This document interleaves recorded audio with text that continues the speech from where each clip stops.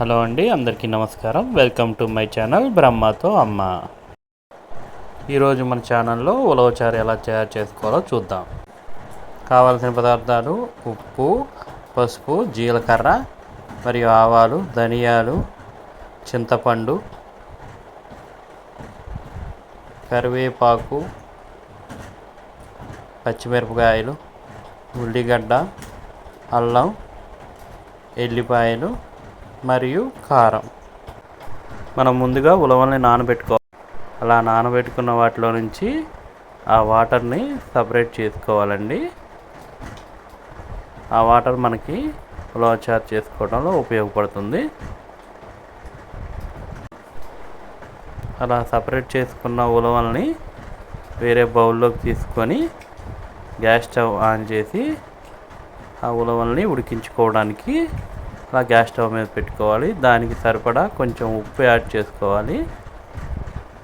దాని తర్వాత మనం సపరేట్ చేసాం కదా ఆ వాటర్ని దాంట్లో వడకట్టి పోసుకోవాలండి. అలా పోసుకొని హై ఫ్లేమ్ మీద ఉడికించాలి. ఒక పావు గంట 20 నిమిషాలు ఉడికించినట్లయితే మనకి అవి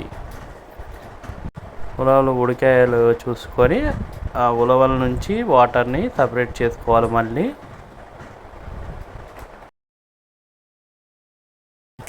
అలా సపరేట్ చేసుకున్న తర్వాత మళ్ళీ గ్యాస్ స్టవ్ ఆన్ చేసి ఏదైతే వడకట్టిన వాటర్ ఉన్నాయో వాటిలో మళ్ళీ ఉప్పు, పసుపు, కారం, తర్వాత చింతపండు రసం యాడ్ చేసుకోవాలి.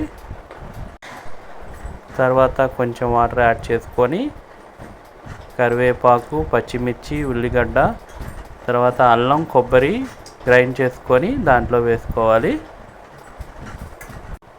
అలా వడకట్టగా మిగిలిన ఉలవల్ని మిక్సీ జార్లో వేసుకొని మెత్తని పేస్ట్లా పట్టుకోవాలండి. అలా పట్టుకున్న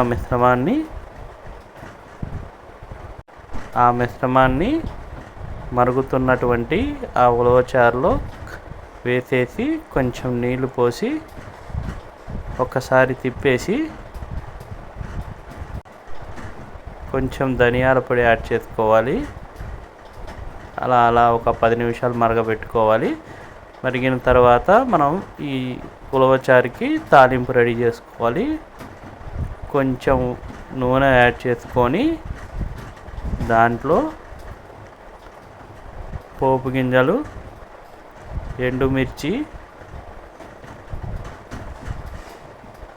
జీలకర్ర వీటిని యాడ్ చేసుకోవాలి. తర్వాత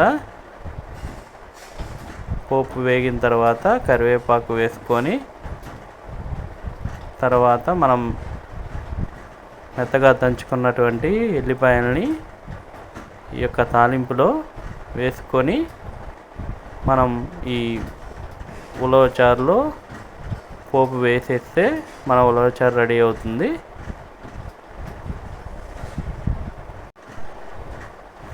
మన ఉలవచారు రెడీ అయిందండి. ఎంతో ఈజీగా, సింపుల్గా ఉలవచారుని ఎంతో టేస్టీగా తయారు చేసుకోవచ్చు. ఈ యొక్క ప్రాసెస్లో ఈ ఉలవచారు మీకు నచ్చినట్లయితే లైక్ చేయండి, షేర్ చేయండి. మా బ్రహ్మతో అమ్మ ఛానల్ని సబ్స్క్రైబ్ చేసుకోండి. థ్యాంక్ యూ ఫర్ వాచింగ్ బ్రహ్మతో అమ్మ. ప్లీజ్ సబ్స్క్రైబ్ చేసుకోండి.